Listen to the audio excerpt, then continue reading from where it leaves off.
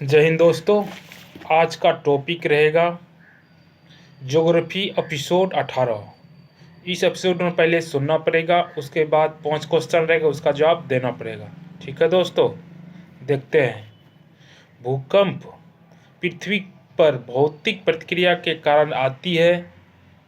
पृथ्वी की बनावट 7 बड़े प्लेटों पर अनेक छोटे छोटे प्लेट स्थित है, लेकिन पृथ्वी के रोटेशन, रिवोल्यूशन एवं ग्रेविटेशन के कारण एक प्लेट दूसरे प्लेट से टकराते हैं या खिंचाव उत्पन्न होता है, तब पृथ्वी में कंपन होता है, जिसे हम भूकंप के नाम से जाना जाता है। लेकिन कभी कभी पृथ्वी के दरार आ जाने के कारण जमीन के अंदर से गर्म जल एवं विभिन्न प्रकार के गैस भी निकलते हैं। पृथ्वी के जिस स्थान से भूकंप की उत्पत्ति होती है, उस स्थान को भूकंप केंद्र के नाम से जाना जाता है, एवं जिस स्थान पर भूकंप के झटके सबसे पहले भूकंप महसूस किया जाता है, उस स्थान को भूकंप अभिकेंद्र के नाम से जाना जाता है। जब यह भूकंप समुद्र के अंदर कंपन उत्पन्न करती है, तब समुद्र का जल कई गुना ऊपर उठ जाते हैं। इस क्रिया को सुनामी के नाम से जाना जाता है। सुनामी एक जापानी शब्द है। इसका अर्थ होता है सुनामी के प्रभाव को कम करने के लिए समुद्र के किनारे पेड़ लगाने चाहिए। भूकंप का अध्ययन सिस्मोलॉजी विज्ञान के अंतर्गत किया जाता है तथा भूकंप के कंपन को ज्ञात करने वाले यंत्र को सिस्मोग्राफ कहा जाता है।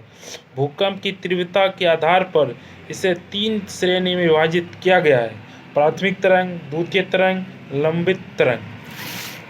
भूकंप की तीव्रता रिएक्टर स्केल की इकाई में मापी जाती है। विश्व में सबसे ज़्यादा भूकंप प्रशांत महासागरीय तटवर्ती क्षेत्र में आते हैं। यहाँ पर विश्व का लगभग 2/3 भाग भूकंप आते हैं। विश्व के जितने नए मोड़दार पर्वत हैं, वहाँ पर ज़्यादा भूकंप आते हैं। भारत में सबसे ज़्यादा भूकंप हिमालय के तटवर्तीय क्षेत्र में आते हैं। इसके अलावा भारत में समुद्र क्षेत्र में भी भूकंप आते हैं। उत्तर भारत के अपेक्षा दक्षिण भारत में भूकंप कम आते हैं, क्योंकि गोंडवाना लैंड की चट्टान पूरी तरह से स्थिर हो चुका है।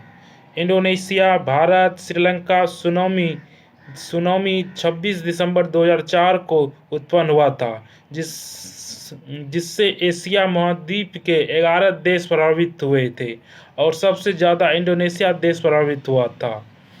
भूकंप की तीव्रता की मापन की 3 इकाई है: मर्केली पैमाना, रोसीफेरल स्केल, रिएक्टर पैमाना। मर्केली पैमाना से अधिकतम 12 तक तीव्रता वाले भूकंप में मापा जा सकता है। रिएक्टर पैमाने से अधिकतम 9.0 तीव्रता वाले भूकंप को मापा जा सकता है।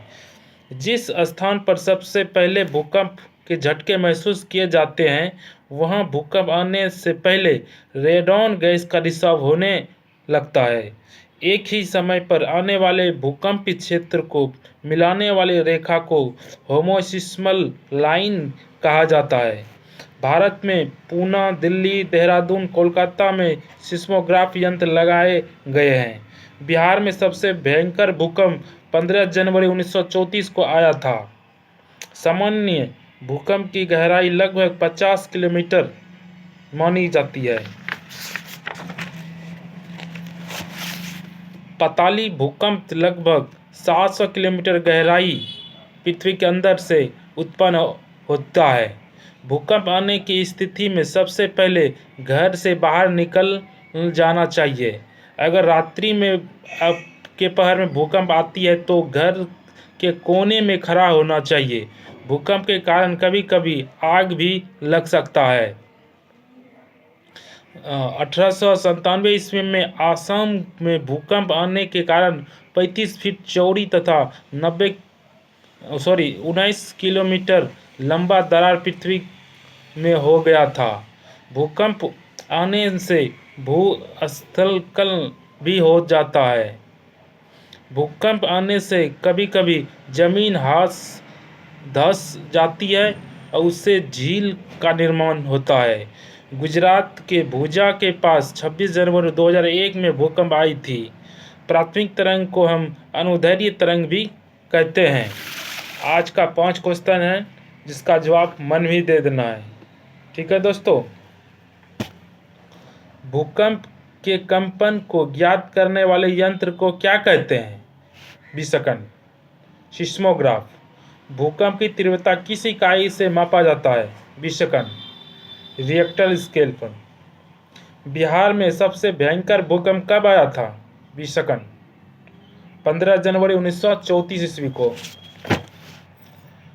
भूकंप आने से पहले किस गैस का रिसाव होता है? विसेकंड। Radon gas. एक ही समय पर आने वाले भूकंपीय क्षेत्र को मिलाने वाली रेखा को क्या कहा जाता है?